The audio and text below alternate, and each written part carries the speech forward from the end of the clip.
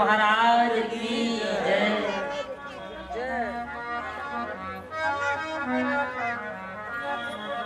गुरु सपनों में आता क्यों नहीं रे, गुरु सपनों में आता।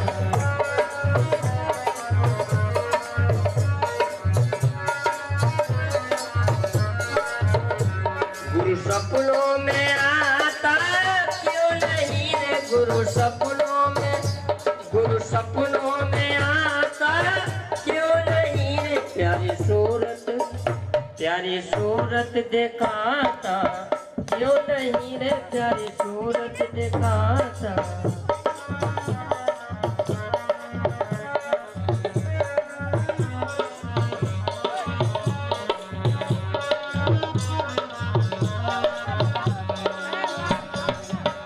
मेरा दिल तो दीवाना हो गया, मेरा दिल,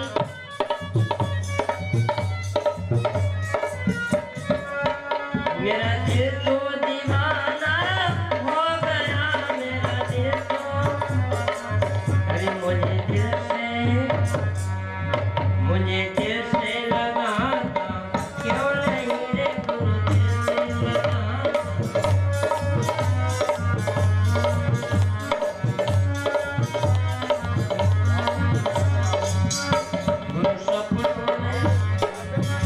गुरु सपनों में आता क्यों नहीं रे, गुरु सपनों में आता।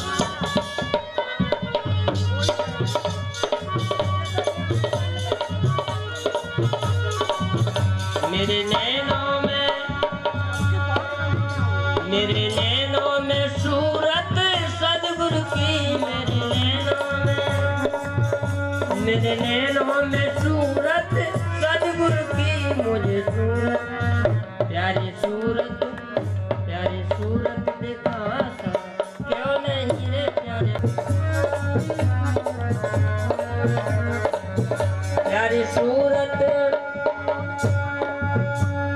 सूरत दिखाता क्यों नहीं रे, प्यारी सूरत। परम पूज्यपाद निरंतर स्मरणीय पार ब्रह्म स्वरूप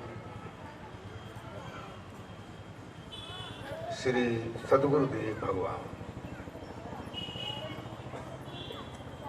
संपूर्ण भूमंडल में विचरण करने वाले संत महापुरुष जन और यहाँ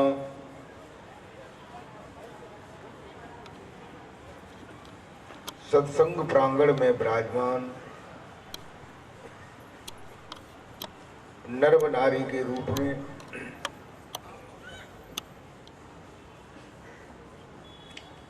प्रभु जी के परम प्यारे भक्तजन, ये हमारा दयाल मत का वार्षिक सत्संग है और ये 4 दिन का सत्संग जो है हर वर्ष नवंबर के महीने में होता है। हमारे सभी भक्त लोग जो है मिलजुल करके इस कार्यक्रम की व्यवस्था लगभग 19-20 साल से देख रहे हैं।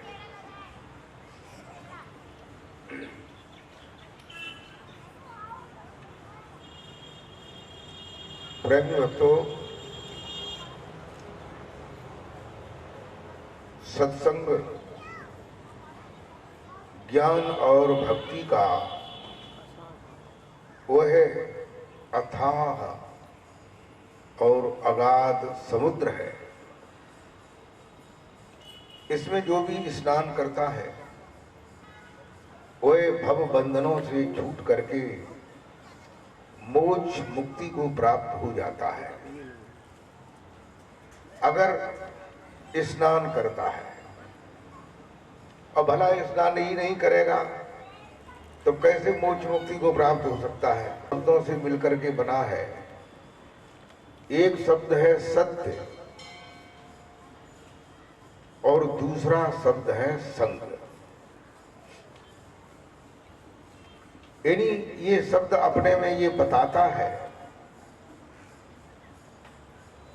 कि हम सत्य का संग करें, ये बताता है। सत्संग जो है केवल संतों की वाणी को सुन लेना ही सत्संग नहीं होता है। अपने में अंदर में सत्य से अपने को जोड़ते हैं और जोड़े जोड़े एक समय ऐसी दशा आ जाती है कि उनका दिल और दिमाग और मन और चित्त ये सब संसार से हट जाता है और फिर शरीर से भी हट जाता है। फिर अंदर में जो सत्य है, जो सनातन है, जो सदैव है, जो एक रस है, जो सबके अंदर है, उससे जुड़ जाता है। तो वह जागृत, स्वप्न और सुषुप्त तीनों अवस्थाओं से परे। देखो ये जागृत, स्वप्न और सुषुप्त ये अवस्थाएं जो है सभी मनुष्यों की हुआ करती है। अभी जैसे हम सब लोग जाग रहे हैं, आंखों से देख रहे हैं, कानों से सुन रहे हैं, जग रहे हैं, ये जागृत अवस्था है। एक स्वप्न अवस्था होती है। मनुष्य जो है सपने में देखता है। सपने में क्या देखता है? जो जगने पर करता है और सोचता है, विचार करता है, वही सपने में आने लगता है। हम गुरु महाराज जी का सत्संग सुनते हैं, बड़े मन लगा करके सुनते हैं, तो धीरे धीरे एक ये दशा हो जाती है कि हम सपने में भी गुरु महाराज जी को देखते हैं कि गुरु जी सत्संग सुना रहे, या हम कोई सांसारिक चीजों में उलझे हुए हैं तो संसार की जो टिप्पणी है या हमारे दिल में कोई विचार है वो स्वप्न में आता है। स्वप्न कहते हैं, स्वप्न शब्द भी दो शब्दों से मिलकर के बना है। एक शब्द है स्व और दूसरा शब्द है अपन। स्व अपन यानी अपने शरीर के, मन के, बुद्धि के, चित्त के द्वारा जो हम विचार करते हैं और इंद्रियों के द्वारा कर्म करते हैं वह सपने में भी दिखने लगता है। प्रेमी भक्तों, तीसरी अवस्था होती है सुषुप्ति। सुषुप्ति कहते हैं यानी सो जाने को। ये आदमी जब सो जाता है, गहरी नींद में सो जाता है, उसको सुषुप्ति कहते हैं। सुषुप्ति शब्द जो है वो भी दो शब्दों से मिलकर के बना है। हम व्याकरण की दृष्टि से शब्द का सही अर्थ बताने की कोशिश करते हैं। सुषुप्ति कहते हैं स्व और दूसरा शब्द है सोप्त। सोप्त कहते हैं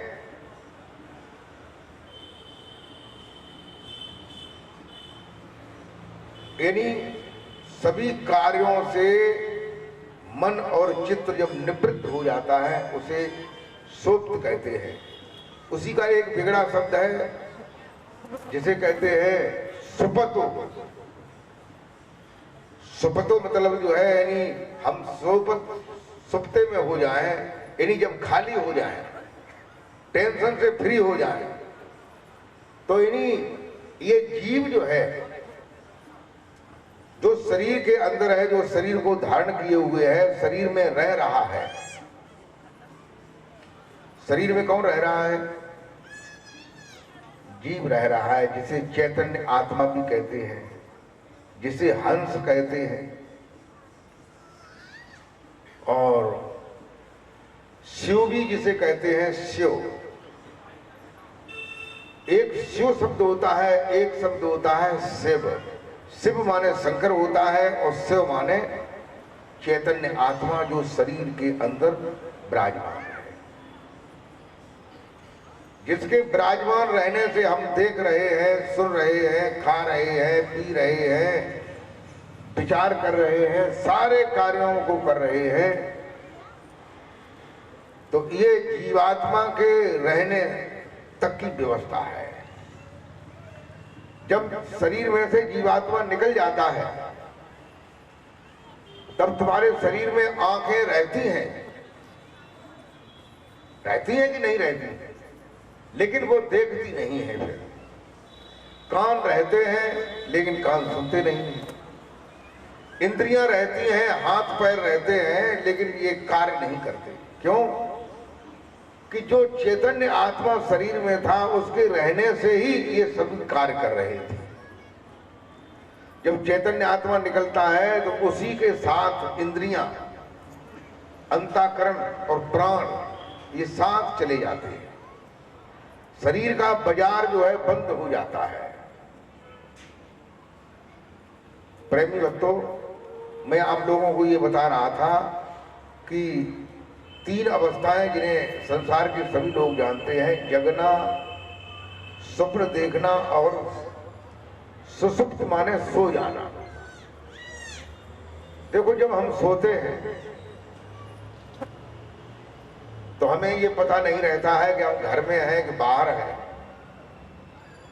हम काले हैं कि गोरे हैं, कहाँ हैं, कैसे हैं, कुछ नहीं पता, कोई पता नहीं रहता है।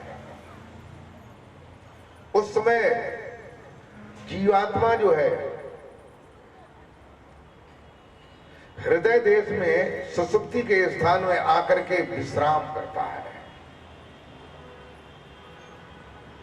और विश्राम करने से उसे आनंद की अनुभूति होती है। उसकी थकान, उसकी ये सारी जो दिनचर्या है वे विश्राम ले जाती है। प्रेमी भक्तों, तो सुषुप्त कहते हैं स्वयं जीवात्मा जब सारी दुनिया से, शरीर से निवृत्त हो जाता है, फारिग हो जाता है, विश्राम करता है, वह सुषुप्त है। और चौथी अवस्था तुरिया है, जिसके बारे में मैं बता रहा था कि सत्य का जब जीव संग करता है तो पहले तो विचार आते हैं, मन जो है संकल्प विकल्प करता है, मन जो है इतना दुस्तर है, निष्ठुर है, और ये काल भगवान का एक सूक्ष्म स्वरूप है। मन जो है कौन है? जो काल निरंजन है, निरंजन भगवान है, जो भवसागर के मसीहा है, उन्हीं का एक सूक्ष्म रूप जो है मन है। ये मन ही जो है सारे शरीर में इंद्रियां, अंतःकरण और प्राण सबका जो है चेयरमैन है, सबको चलाने वाला है। मन के संकल्प और विकल्प के बिना शरीर जो है कोई भी काम नहीं कर सकता। मन के संकल्प विकल्प के बिना इंद्रियां और अंतःकरण कोई भी किंचित कार्य नहीं कर सकती। मन जब संकल्प करता है, आप लोग यहां आए हैं तो पहले मन ने संकल्प किया होगा कि आज जो है बद्रीनाथ पार्क में प्रोग्राम हो रहा है और वो गुरुजी जो है हर वर्ष आते हैं, बड़ी अच्छी अच्छी बातें बताते हैं। तो मन ने संकल्प किया, फिर बुद्धि ने उस पर विचार किया, हाँ कि हमें चलना चाहिए। चित्त ने दृश्य को देखा, इन्हीं चित्त में रूप आता है।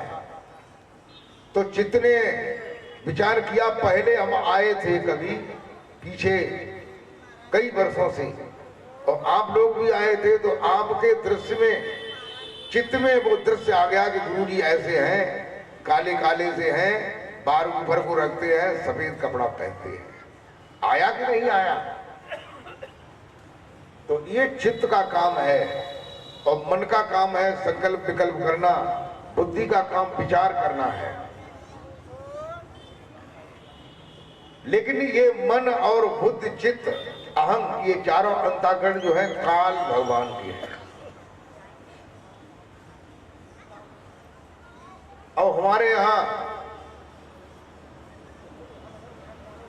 ज्यादा लोग क्यों नहीं आ पाते हैं कि काल भगवान की मर्जी जब होती है तभी वो वहां जाता है और कार्य करता है।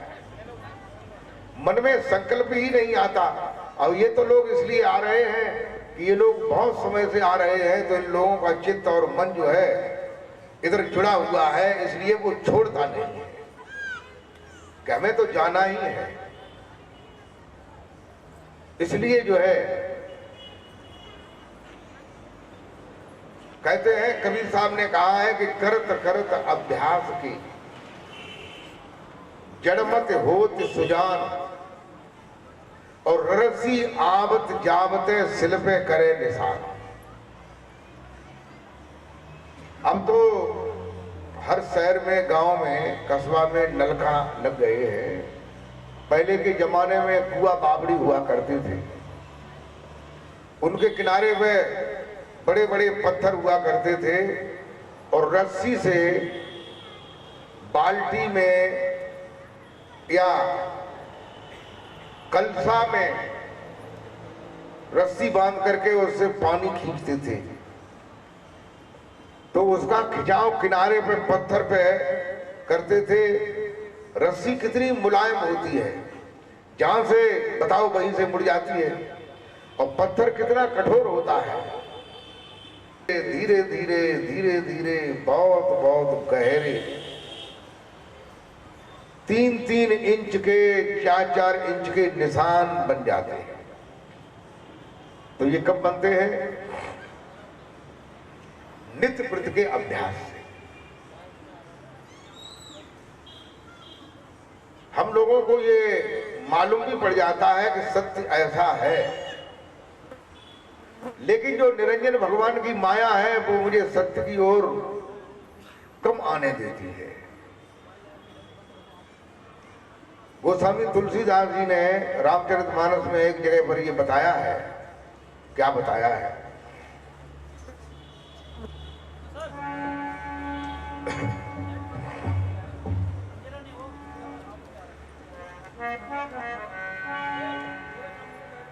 कि छूटत ग्रंथ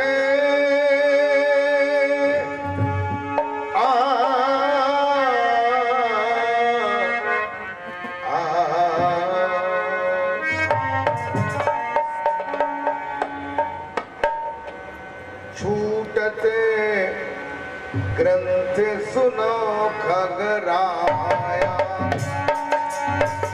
छूटत ग्रंथ सुनो खगराया,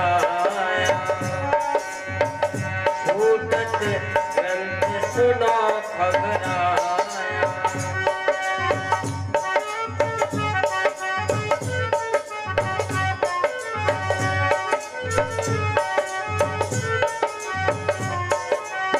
छूटत ग्रंथ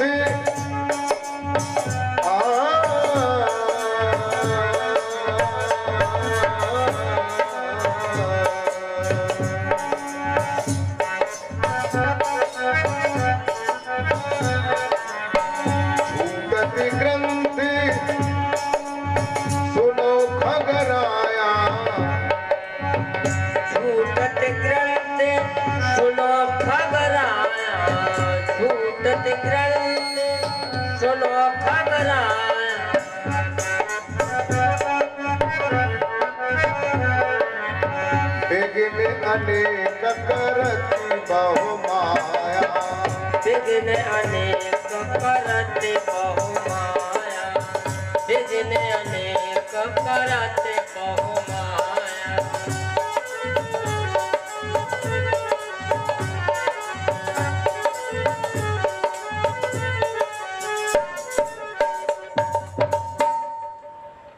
तुलसीदास जी रामचरितमानस में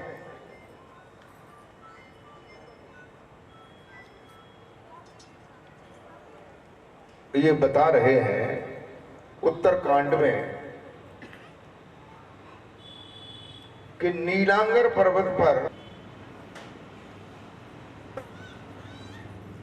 एक बट वृक्ष है बहुत बड़ा, जिसमें बहुत सारी डालियां हैं। एक जो है दक्षिण की ओर डाली निकली हुई है, उस पर काक वसुंत जी बैठे हैं।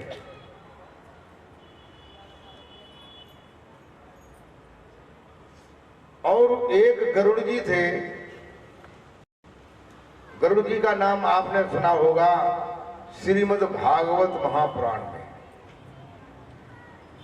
और भी गरुड़ पुराण में भी नाम आता है। गरुड़ पुराण एक है। इन्हीं कहने का मतलब ये है कि गरुड़ जी जो थे वे भगवान विष्णु के वाहन थे। इन्हीं गरुड़ जी पर ही बैठ करके भगवान विष्णु मृत लोक में आते थे या अन्य कहीं लोकों में जाते थे।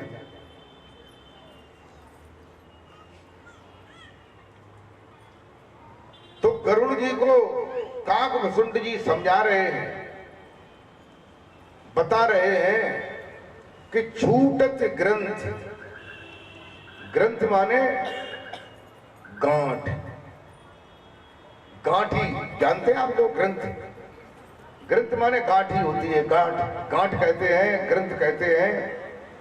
या दो जैसे कोई रस्सी है और दोनों को जोड़ देते हैं तो बीच में एक गांठ बन जाती है।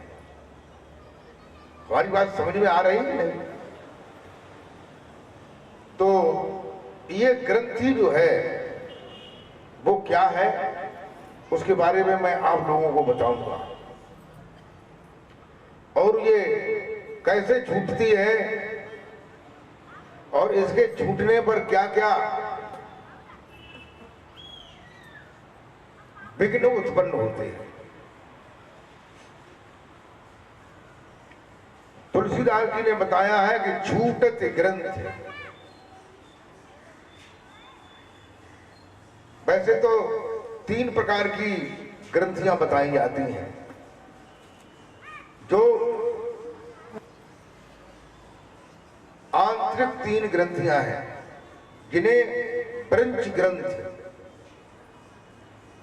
शिव ग्रंथ और विष्णु ग्रंथ कहते हैं। इन्हीं सतो गुण, रजो गुण, तमो गुण, इनकी 3 ग्रंथियां हैं। इन्हीं ब्रह्मा, विष्णु, शिव।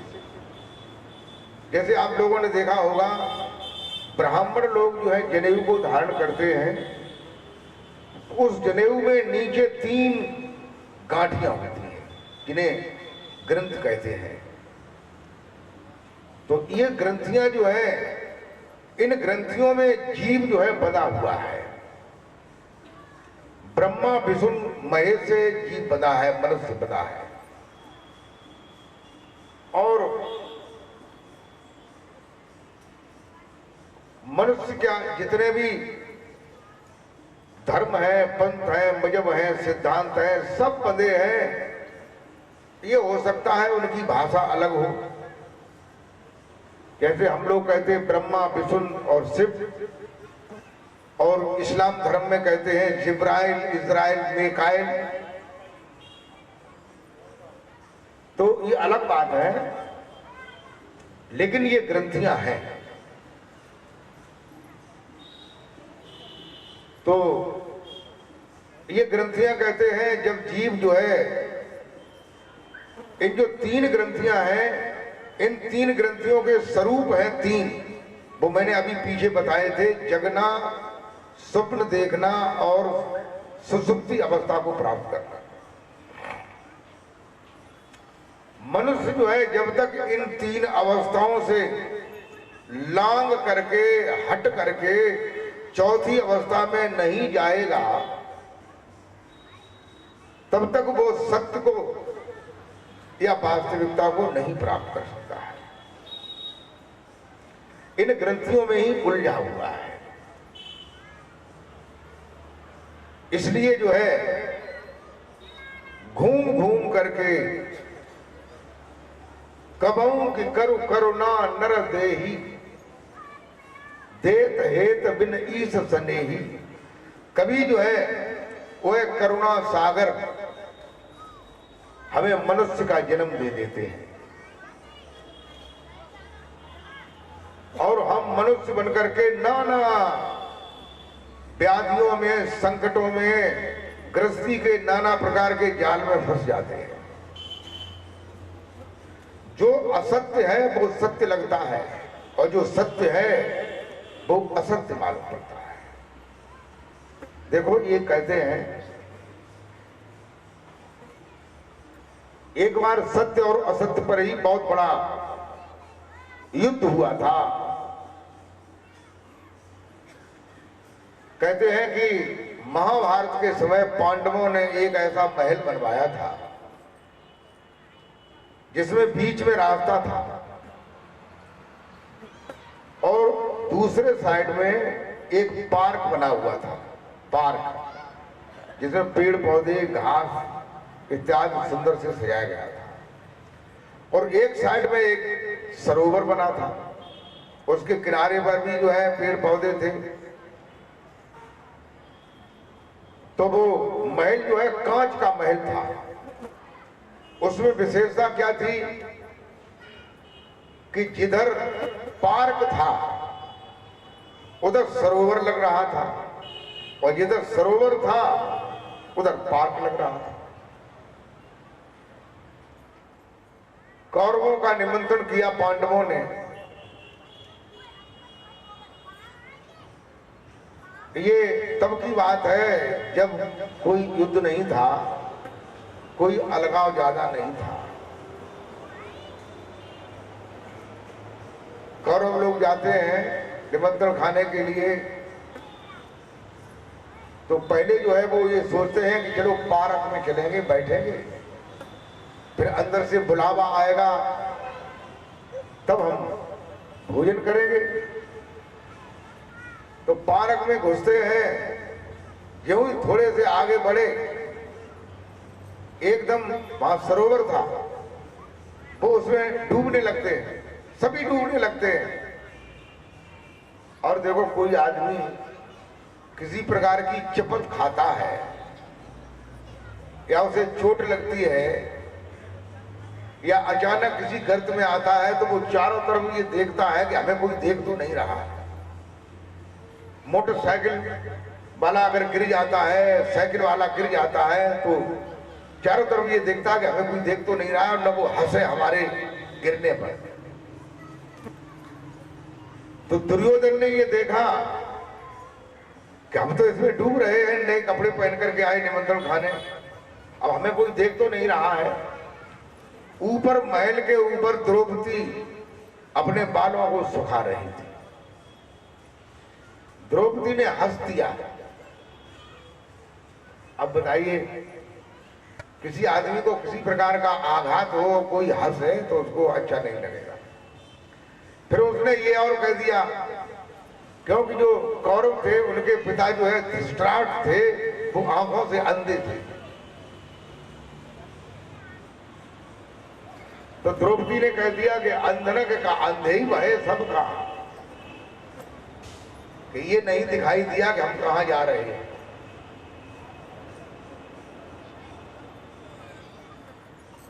तो कौरवों पे आग लग गई।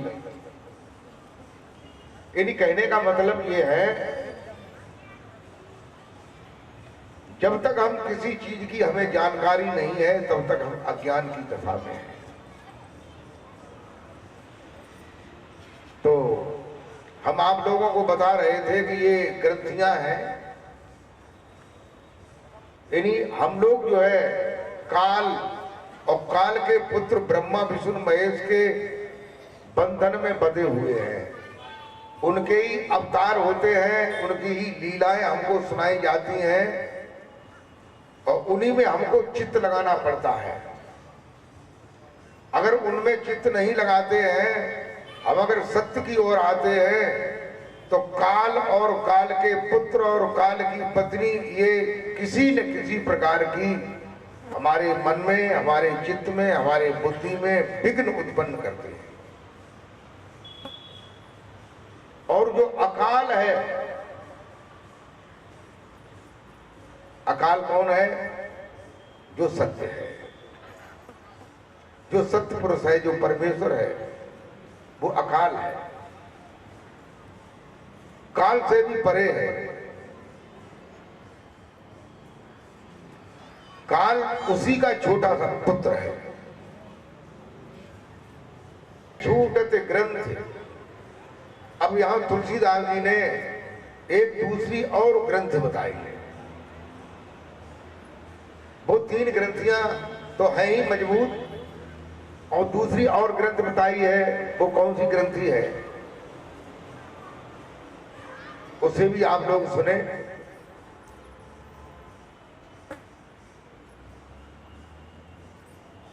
उस ग्रंथि को कहिए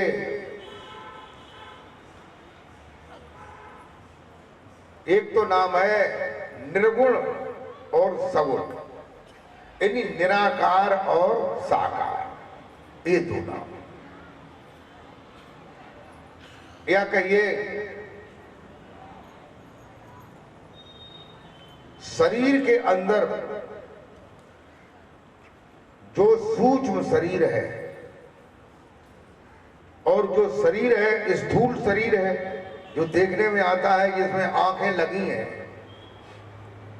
ये आंखें लगी हुई हैं, आंखों में रोशनी दूसरे जगह से आती है। आप लोगों ने देखा होगा, हमारी कार है, कार में आगे लाइट लगी है, लेकिन उसमें लाइट नहीं है, लाइट का कनेक्शन अंदर से है। कभी कभी कनेक्शन हट जाता है तो हमें मिस्त्री को दिखानी पड़ती है कि लाइट क्यों नहीं आ रही है। और ये आंखें, इनका भी कभी कभी कनेक्शन हट जाता है, तब डॉक्टर को दिखाना पड़ता है।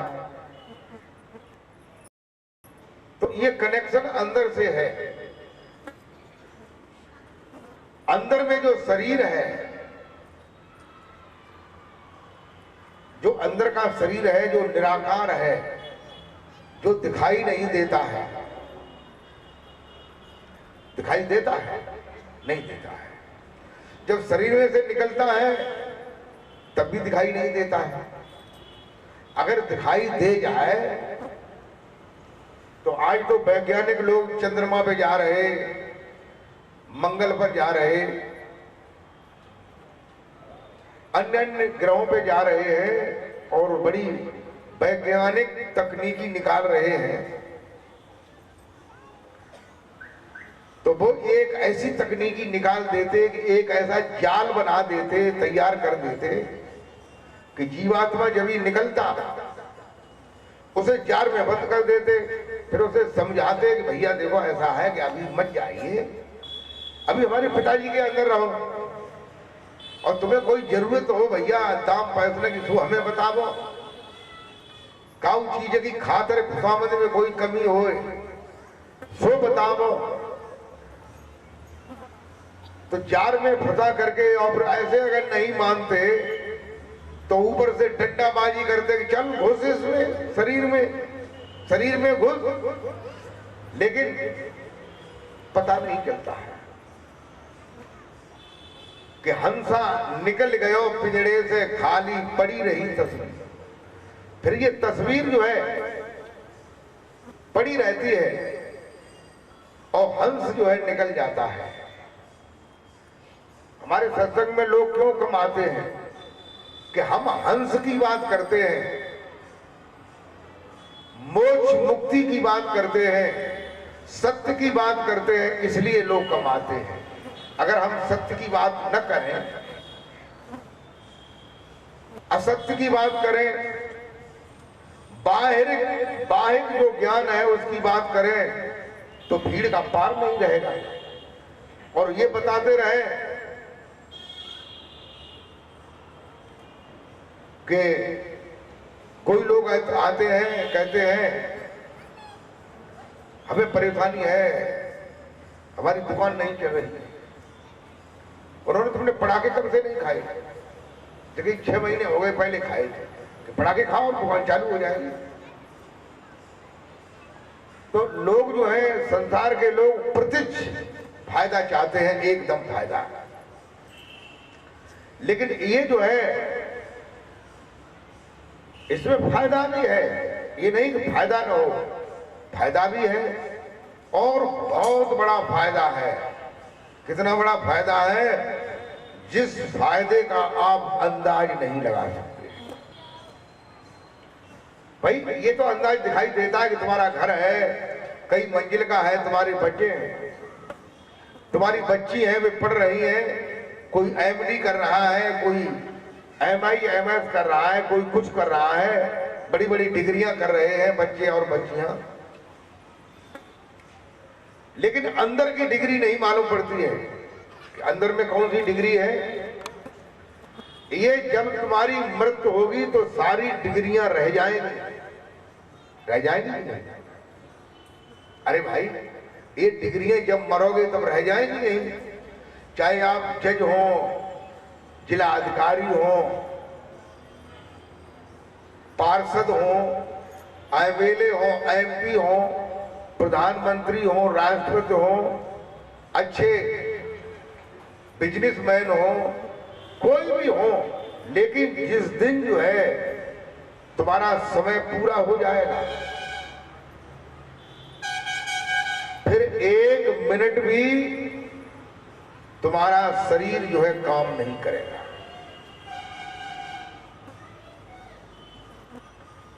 लोग कहते हैं जब कोई मर जाता है तो उसकी बेटियां कहती हैं कि बबुला निक बोल सुनाए दे। बाबुल कहते हैं पिता को, अब जब वो सांसें गाए रही, खजाना खाली हुई हो, अब बोल कहां से आए? बोल भी तो सांसों से ही आ रहा है।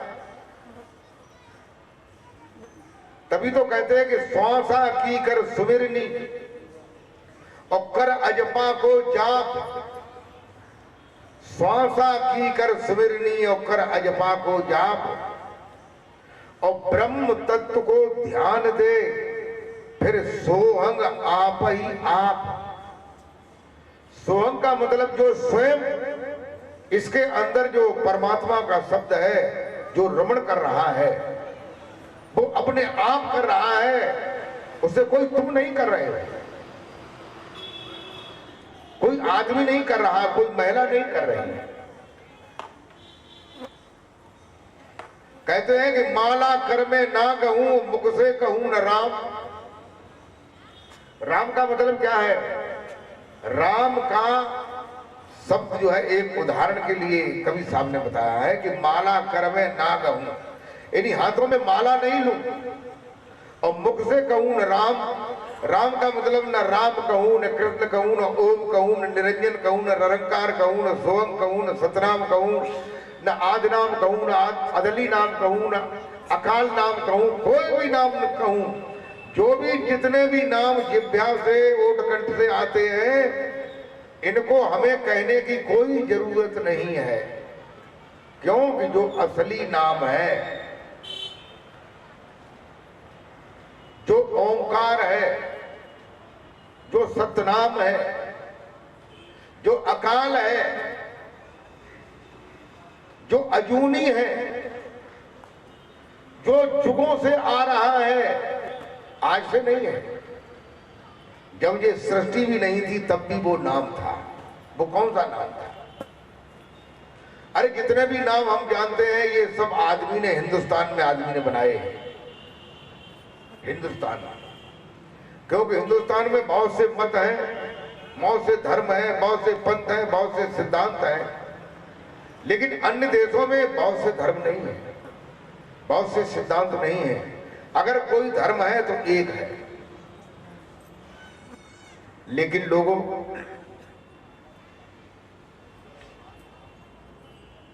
जब मोहम्मद साहब नहीं थे, मोहम्मद साहब के पहले अब्दुल्ला और अब्दुल्ला के पहले इब्राहिम, वहां से ये इस्लाम की शुरुआत हुई है। जब वो नहीं थे तब इस्लाम नहीं था, यहूदी धर्म था। और यहूदी धर्म भी 1000 उसके वर्ष पहले यहूदी धर्म भी नहीं था।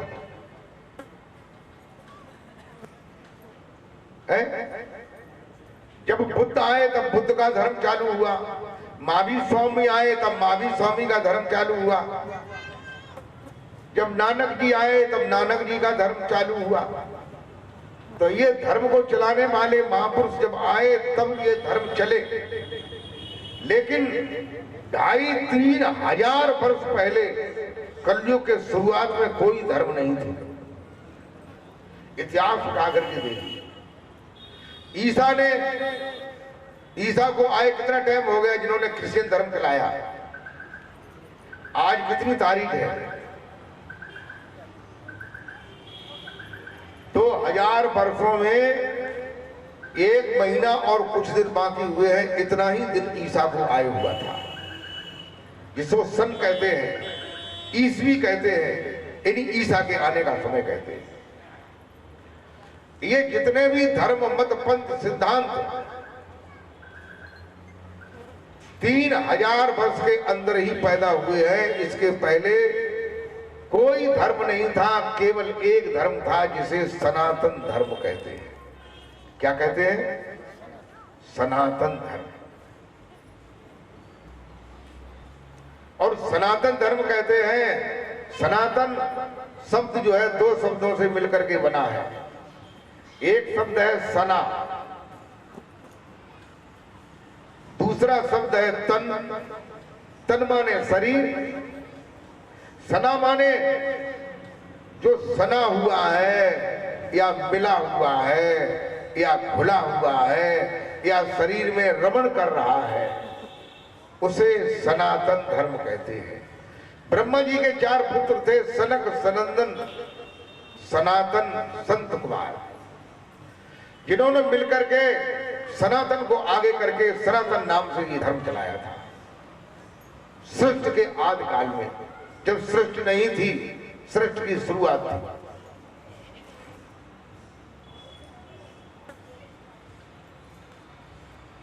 और वही धर्म था जो हमारे महापुरुषों ने बताया। नानक जी कहते हैं, एक और सुमिरो नानका जल थल रहो समाए, दूजे काय सुमिरिये जन्मत ही मरे जाए। नानक जी कहते हैं कि एक और सुमिरो नानका, एक जो नाम है उस परमेश्वर का जो जल में, थल में, आकाश में, हर जगह विद्यमान है। अब बताइए, ये कहते हैं कोई भी आदमी है वो अपनी बुद्धि का अच्छी तरह से प्रयोग नहीं कर पाता है। बुद्धि 100% है तो आदमी केवल 3-4% ही बुद्धि का इस्तेमाल कर पाता है।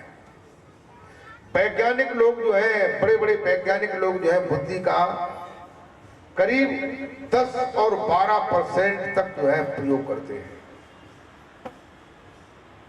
लोगों ने कभी सोचा, अरे यहां पृथ्वी है, पृथ्वी पे हम लोग रह रहे हैं, पृथ्वी पे हमारे बहुत से देश हैं,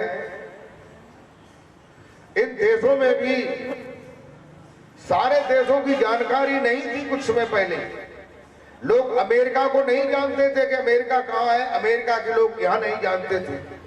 वास्को डिगामा एक व्यापारी था, नाविक था, वो वहां पहुंच गया था किसी तरह से, गलती से। तब पता चला कि एक दुनिया और है, लेकिन लोगों को नहीं मालूम है। नासा ने ये बताया है कि चंद्रमा पर नासा के वैज्ञानिक लोग गए, उनके यान गए, तो उन्होंने बताया कि वहां एलियन है। एलियन का मतलब वहां भी आदमी है, और वो एलियन जो है जापान में व्लादिवोस्तोक जो है वहां पर आते हैं, उड़न तस्तरी में उड़ करके जो है वो उतरते हैं उसमें, जिसमें उड़न तस्तरी में कोई आवाज नहीं होती है। हमारे हेलीकॉप्टर में आवाज होती है, हमारे और वाहनों में आवाज होती है, उसमें कोई आवाज नहीं, कोई धुआं नहीं, कोई चीज नहीं। तो देखो, ये चंद्रमा की केवल बात नहीं है, ऊपर अंतरिक्ष में कितने ग्रह हैं इनका कोई पता नहीं है। अंतरिक्ष में कितने ग्रह हैं कोई पता नहीं। ये सौरमंडल के ग्रहों को लोगों ने सर्वेक्षण करके नाम दे दिए हैं कि ये मंगल है, ये बुध है, ये शुक्र है, ये बृहस्पति है, ये फलाना है, और उसके ऊपर का नो असंख्य ग्रह है।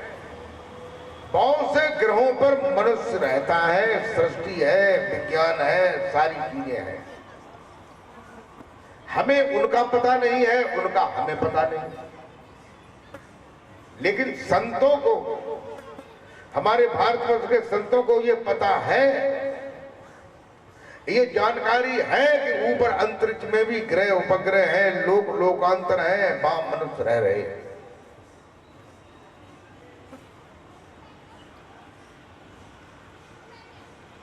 कहते हैं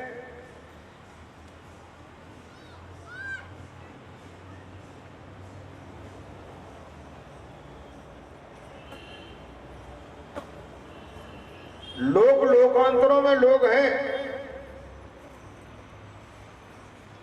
संतों ने अन्वेषण करके ये देखा है, हमारे भक्तों ने देखा है, हमारे पुराणों में उसका लेख है।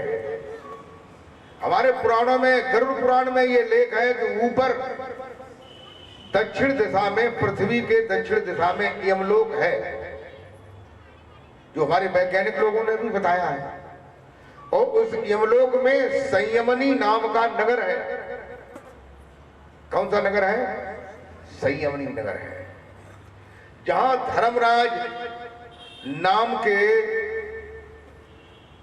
एक व्यक्ति है, जो संसार में, इस पृथ्वी पे जो भी मनुष्य रहते हैं, उन मनुष्यों के कर्म का लेखा जोखा वहां देखते हैं। वहां जब मृत्यु हो जाती है तब जीव वहां जाता है और उनके कर्मों को, संस्कारों को देख करके वे उनकी पोस्टिंग कर देते हैं कि तुम्हें गधा बनना है, कि सूकर बनना है, कि पक्षी बनना है, कि आदमी बनना है, क्या बनना है। ये हमारे गरुड़ पुराण में कहते हैं। और ये बताते हैं, हमारे भक्तों ने भी देखा, गांव के साधारण आदमी ने भी देखा, ऐसे भी प्रमाण मिले हैं। कोई आदमी अचानक मर गया। एक मैनपुरी जिले में एक कर्री बीना नाम का गांव है, जो इटावा और मैनपुरी के बिल्कुल, इटावा से जुड़ा हुआ है मैनपुरी। उसमें एक रामलाल नाम के सज्जन थे, और एक रामलाल नाम के सज्जन और थे उसी गांव में। वो धोबी परिवार में थे और ये ठाकुर परिवार में थे। तो एक दिन क्या हुआ कि रामलाल को यमराज के दूत लेने आए। यमराज के पास जो है 4 दूत है। दो का नाम है चंडक और प्रचंडक, वो युवराज के पास रहते हैं। और 2 दूत हैं चित्र और गुप्त। वे हर मनुष्य के कंधों पे निवास करते हैं, और जब सो जाता है, सुसुप्ति अवस्था आती है, तब पलकों पे निवास करते हैं। हाँ, और जो हमारा ये वीडियो फिल्म बन रहा है, ऐसे ही तुम्हारी फिल्म जो है हमेशा बनाते रहते हैं कि तुम शराब पी रहे हो, कि गांजा की चिलम लगा रहे हो, कि मांस खा रहे हो, कि चोरी कर रहे हो। ये तुम्हारी फिल्म बन रही है और तुम्हें कुछ नहीं पता। जब तुम वहां जाओगे, तुम्हारी फिल्म वहां मिलेगी। तुमने कितने बार बोतलें लुढ़काई, कितने लोगों को कष्ट दिया, कितने लोगों की बेईमानी की, ये सब लेखा जोखा जिसे कहते कर्म वेद रखा है। तुम्हारे कर्म का वेद रखा है। कर्म 3 होते हैं, सुकर्म, कुकर्म और विकर्म, और 3 ही उसके संस्कार होते हैं, संचित, क्रियमाण और प्रारब्ध। तो उनकी जो है दाढ़ी है, उनके मूछें हैं, बाल हैं, सफेद है, सफेद वस्त्र है, सांवला सा शरीर है। ये लोगों ने देखा जाके। रामलाल जो है मर गए, चंडक और प्रचंडक 2 दूत उन्हें लेने आए, गले में पास बांध करके खींच ले गए। वो वहां पहुंचे, बड़ा अच्छा लगा, वहां अच्छा सा महल सा बना हुआ था और धर्मराज बैठे हुए थे। उनका वो 10 बजे खत्म हो गए, रात शाम को 4 बजे उनका नंबर आया, क्योंकि वहां भी लाइन लगती है। अब तो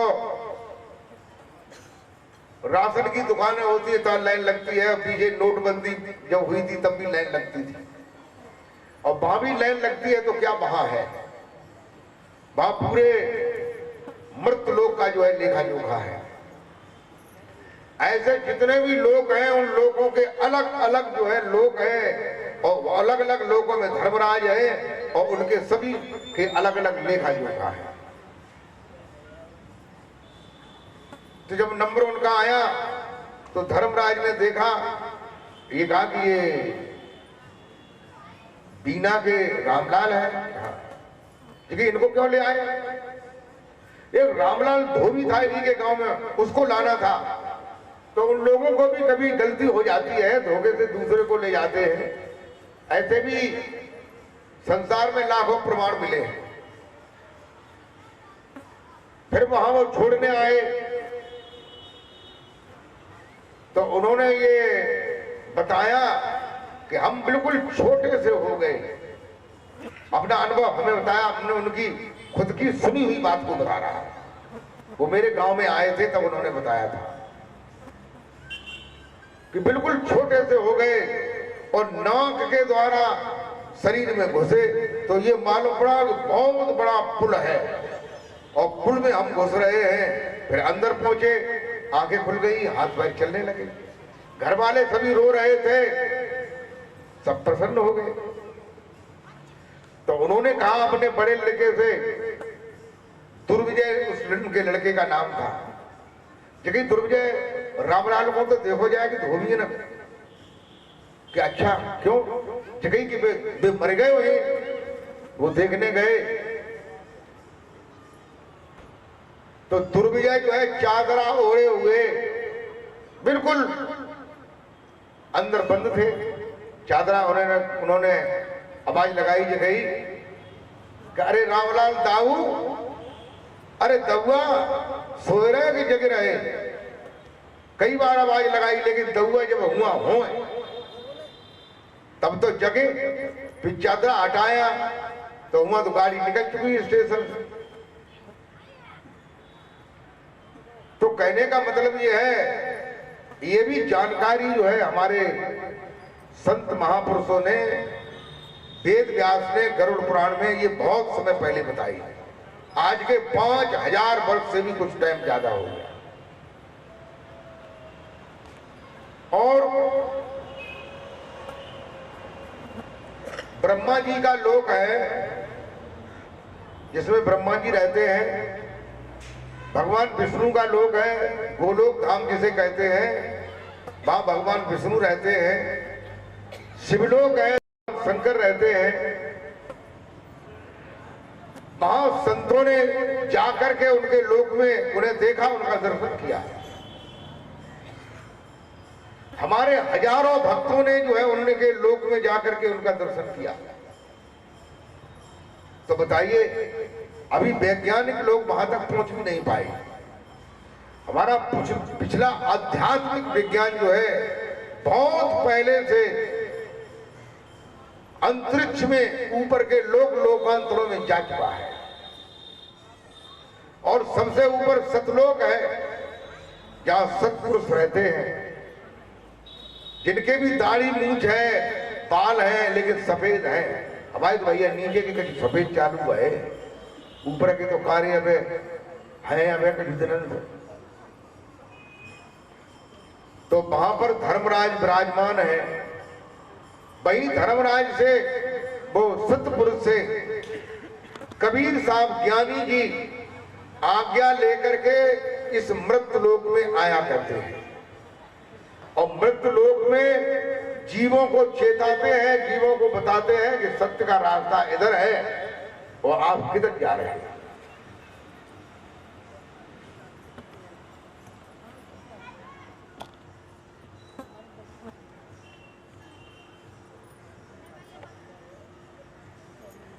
प्रेमी भक्तों, मैं आपको ये बता रहा था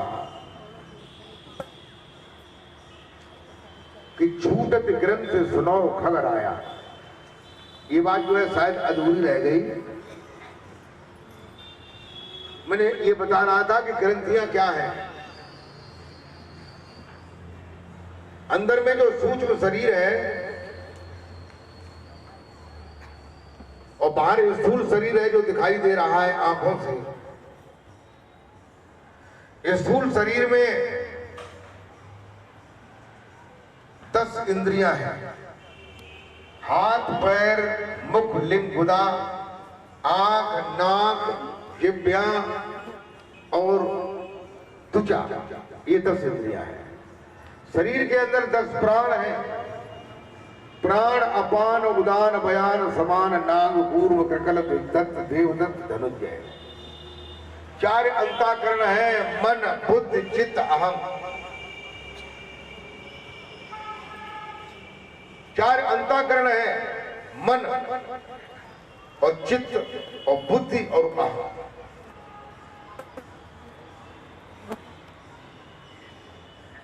इनके बीच में ये चैतन्य आत्मा है। जो चैतन्य आत्मा के इर्द गिर्द में ये चीजें लगी हुई हैं। ये जीव जब सतलोक से आया था तब काल निरंजन ने इस निहंग जीव को पकड़ करके उनकी पत्नी अद्या ने शरीर बना दिया और काल भगवान ने 10वें द्वार से, शरीर के अंदर 10 दरवाजे हैं, 9 दरवाजे खुले हुए हैं जो दिखाई देते हैं। आंखें, 2 आंखें, 2 कान, 2 नाक, 1 मुख और 2 नीचे मलमूत्र त्याग करने वाले। और 10वां दरवाजा ऊपर है जो बंद है, गुप्त है, जहां से जीव को प्रवेश करके बंद किया गया है। इसके बाद भी 2 दरवाजे और भी हैं जिन्हें रुद्र द्वार कहते हैं, सचखंड द्वार कहते हैं, जहां से सीधा रास्ता सतलोक के ऊपर अलग लोक, अगम लोक, अनामी धाम, उसके ऊपर दयाल देश, उसके ऊपर धुरपूरब, तो ये रास्ते हैं। इस शरीर के अंदर जो है चैतन्य आत्मा जो है बंद है।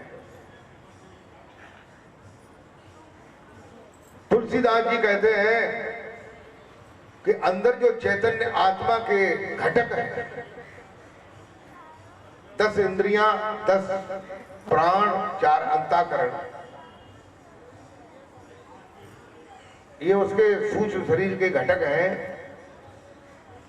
तो ये सूक्ष्म शरीर है और ये बाहर जो है ये 5 तत्वों से बना हुआ शरीर है। पृथ्वी, जल, अग्नि, आकाश और वायु।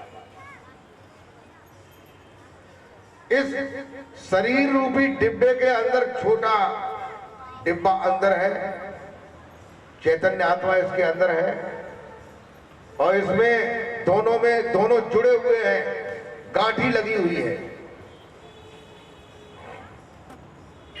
ये क्यों नहीं निकल पाता है? इसलिए नहीं निकल पाता है कि ये मन से बना है, बुद्धि से बना हुआ है, चित्त से बना है, इंद्रियों से बना है, प्राण से बना है। तुलसीदास जी कहते हैं कि छूटत ग्रंथ सुनो खबर आया। ये गांठी जो है जड़ चेतन की जब छूटती है, और कब छूटती है? जब पूरा सदगुरु मिलता है और वह सदगुरु उस सच्चे नाम को बताता है जो नाम तुम्हारे अंदर में रमन कर रहा है, रम रहा है। कहां रम रहा है? अंदर में।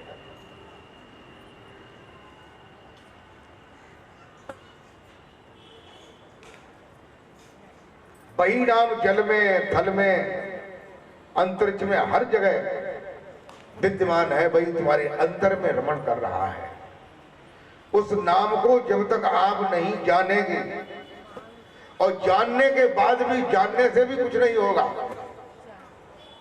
अरे किसी चीज को जान लो वो एक अलग बात है, लेकिन जब तक उस पर चलोगे नहीं।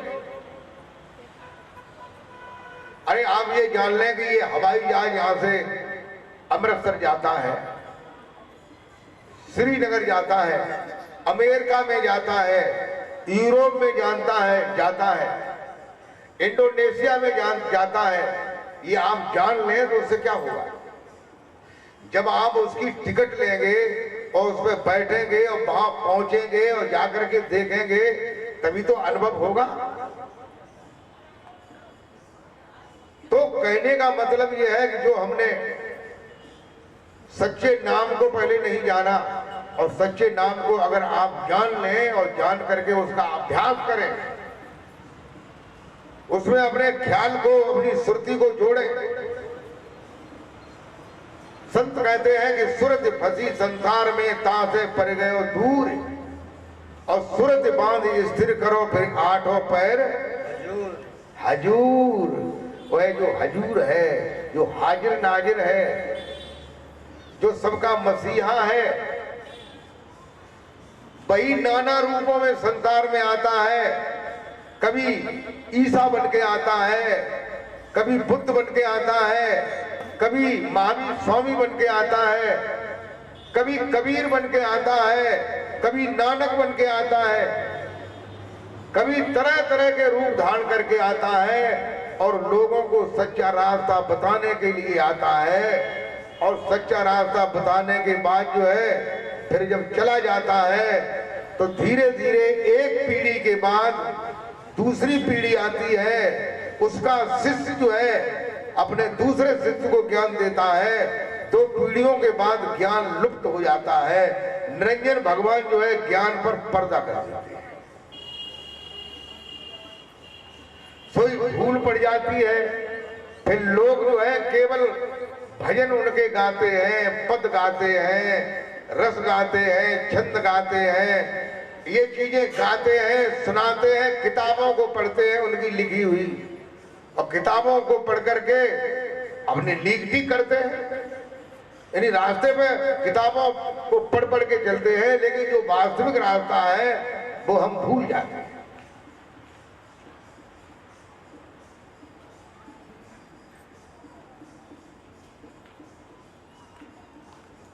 इसलिए जो है उस अकाल पुरुष को संसार में बीच बीच में आना पड़ता है, आकर के लोगों को बताता है। ये उसका धर्म है। अगर वो न बताए तो ये सत्य तो लुप्त हो जाएगा कि नहीं? अरे थोड़े दिनों चलेगा, उसके बाद कोई बताने वाला नहीं आएगा तो लुप्त हो जाएगा। तो ये सत्य जो है लुप्त हो जाता है। और सत्य जो है तुम्हारे अंदर भी है, बाहर भी है, हर जगह है। कोई ऐसी जगह नहीं है जहां वह सत्य नहीं है। तो वह जो नाम है, जो सच्चा नाम है या जो सत्य नाम है, तो लोगों ने ये समझा कि वो सत्य नाम जो है वो सत्य नाम ही है। तो सत्यनाम सत्यनाम सत्यनाम सतनाम साहेब इसे ही जपने में लग गए। लेकिन ये नहीं मालूम है कि शब्द ये कह रहा है कि सत्य नाम, इन्हीं जो नाम है वो सत्य है, और जो सत्य है सो नाम है। जो नाम है वो सत्य है। वो कौन सा नाम है जो सत्य है उसे जानना है।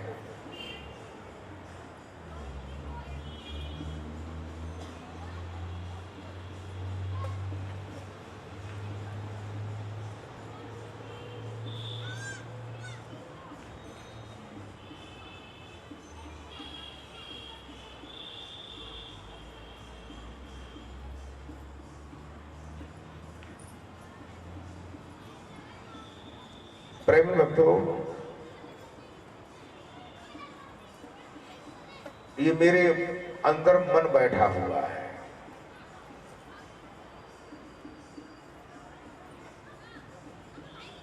और ये मन जो है बड़ा चंचल है। ये मन ही हमारा ठिकाना नहीं लगने दे रहा है। गुरुजी युक्ति बताते हैं, मन को रोकने का साधन बताते हैं कि श्रुति को शब्द में जोड़ दो। तो गुरुजी जौले रहे, उनके सामने श्रुति शब्द में जुड़ी और जुड़ के घरे उनने फिर देखो जाए तुम्हारा लौट पट गए, फिर श्रुति जुड़ी ही ना, मन फिर भाज गया। मन नहीं माना।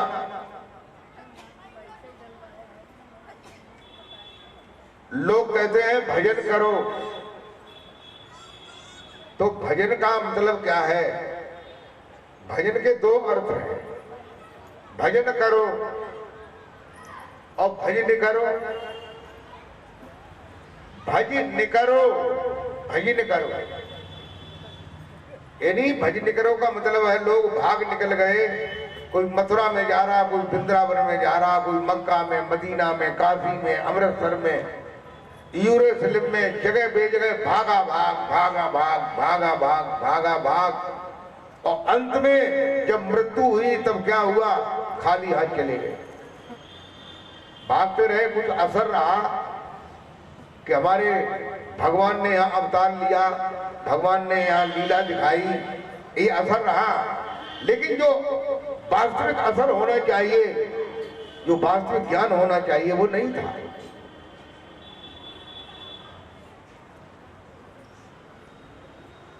भजन शब्द जो है वो भी दो शब्दों से मिलकर के बना है। एक शब्द है भज और दूसरा शब्द है न।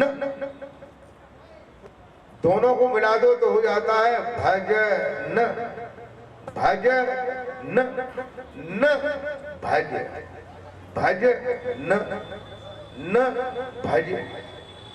लेकिन हम लोग जो है संसार में देखते हैं तो अंगुलियां भी भाग रही है, माला भी भाग रही, मुंह में जीभ भी भाग रही, ओठ भी भाग रहे, सब चीजें भाग रही।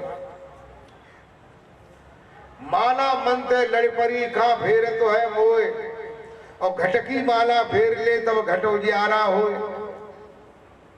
ऐसे ही घट में भी एक माला है, उस माला को जब तक नहीं जानोगे, बाहरी माला में उलझे रहोगे, तब तक जो है उस परमेश्वर का जो वास्तविक नाम है, जो हक नाम है, जो सत्य नाम है, जो सच्चा नाम है, उसे नहीं जान पाओगे। अंदर की माला जो है कैसे आपको मिलेगी? भजन कहते हैं जब वो माला मिलेगी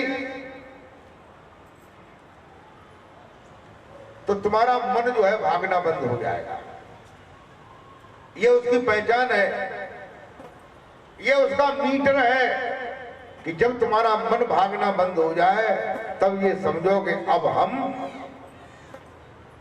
जगना, सोना और स्वप्न देखना, इन चारों अवस्थाओं के परे जा रहे हैं। फिर तुम्हें वहां न संसार भासे, न संसार की आवाज सुनाई दे, न दुनिया के कोई चीज मालूम पड़े, न शरीर मालूम पड़े। तब आप जो है उस परमात्मा के कक्ष में पहुंच जाओगे और तुम्हारे हृदय में जो भी जिनके लिए भाव है, किसी के लिए राम के लिए भाव है तो वो राम के पास पहुंच जाएगा, कृष्ण के लिए भाव है तो वो कृष्ण के पास पहुंच जाएगा, नानक जी के लिए भाव है तो वो नानक जी के लिए पहुंच जाएगा, ईसा के लिए भाव है तो ईसा के लिए पहुंच जाएगा। कहते हैं कि जाके रही भावना जैसी और प्रभु मूरत देखी दिन तैसी।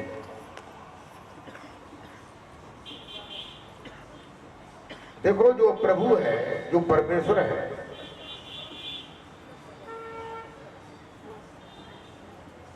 उसको भी वही रूप जो है भक्त के अनुरूप रूप बनाना पड़ता है।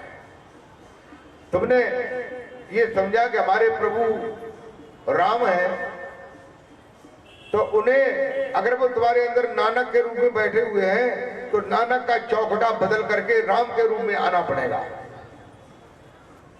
और अगर तुम्हारे हृदय में नानक जी हैं तो आपको अंदर के सभी जो है चीजों को बदल करके नानक के रूप में प्रभु तुम्हें दर्शन देंगे।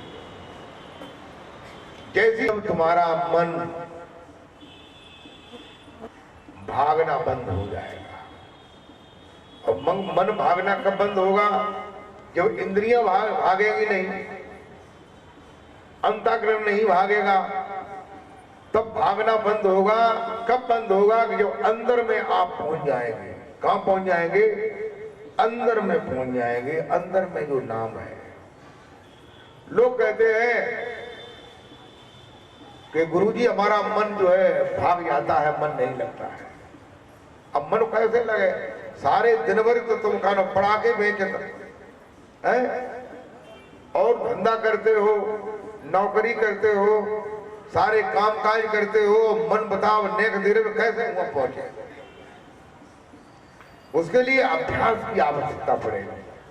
और जहां में कोई खर्च तो है ना, सब काम धंधे जब खत्म हो जाए तब जो है अपने एकांत में आसन मार करके बैठो और सुरत को शब्द से जोड़ो।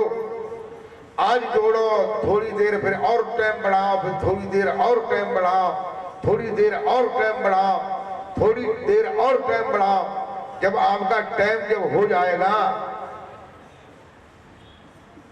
तो दरवाजा खुल जाएगा,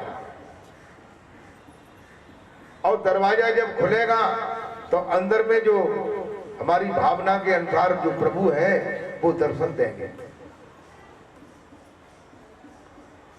और फिर जो है संसार का आदमी दर्शन के पीछे पड़ा हुआ है, भजन नहीं करना चाहता है। अरे भजन करो, दर्शन से कहां लेना देना? भाई जिनका तुम दर्शन करना चाहते हो उन्हीं का तो नाम है, उन्हीं का तो नाम सुमरण कर रहे हो। अरे बाकी मर्जी होगी, जब तुम उसके नाम का स्मरण करोगे तो उसको दर्शन तो 100 बार देने पड़ेंगे, बोलो देने ही पड़ेंगे। चाहे कुछ भी हो जाए लेकिन तुम्हें दर्शन देने पड़ेंगे। लेकिन तुम धैर्य तो बनाइए, अभ्यास तो करो, नाम का तो अभ्यास करो। नाम का अभ्यास नहीं करोगे तो कैसे दर्शन होंगे? फिर दर्शन होंगे तो क्षणभंगुर होंगे और स्थायी भाव नहीं होगा। जब तुम्हारे अंदर भजन जब करोगे, नाम का स्मरण करोगे, तो विचारों में भी अंतर आएगा, चित्त में भी अंतर आएगा। फिर चित्त में क्या अंतर आएगा? तुमको केवल अपनी पत्नी जो है पत्नी दिखाई देगी, बाकी तुम्हें जो है पुत्रियां, बहन, माँ, दादी, आंटी यही दिखाई देगी, है ना?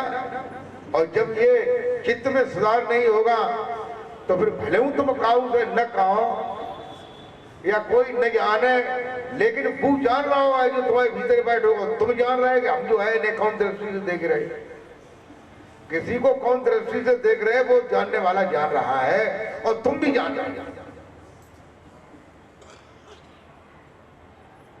इसलिए जो है होश में आ जाओ और उस नाम का स्मरण करो, और इसमें मत पड़े रहो